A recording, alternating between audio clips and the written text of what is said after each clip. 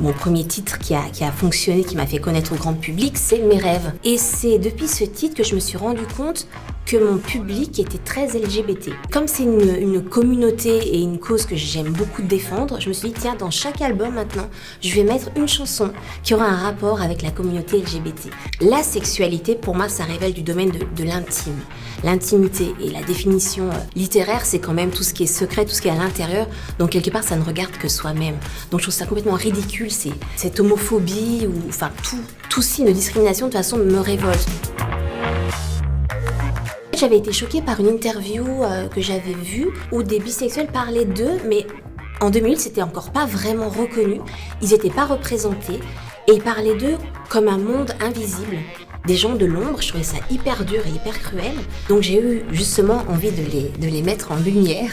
Profondément, je pense qu'on est tous plus ou moins bi quand on est adolescent. Qui n'a pas été amoureux ou amoureuse de son meilleur ou de sa meilleure amie?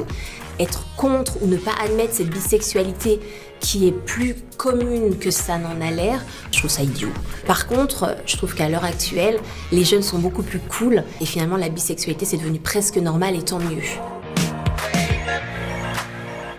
En tant que maman, j'ai 2 enfants, j'essaie de bien les éduquer, de leur donner des valeurs, donc le respect, la tolérance et la confiance en soi. Et je vois pas comment déjà un ado qui se fait mettre à la porte de chez lui ou alors insulter ou peut-être battre peut déjà démarrer bien dans sa vie en ayant confiance en lui. Pour moi, c'est impossible. Mon combat et mon soutien pour la communauté LGBT va de pair avec mon soutien pour le refuge, parce que avant de devenir un adulte qui s'assume homosexuel, transsexuel, bisexuel ou quoi, ok, c'est pas grave, on est d'abord un ado qui se cherche et c'est à ce moment-là qu'on se construit. Et donc c'est là que c'est très important d'être accompagné.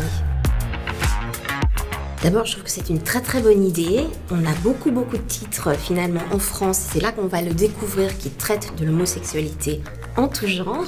Donc je suis très fière de faire partie de cette compilation avec mon titre To Be or Not To Be. Et voilà, et je soutiens la fondation Le Refuge et je suis très contente qu'il y ait 1 € de reversé sur chaque vente. Donc il faut l'acheter.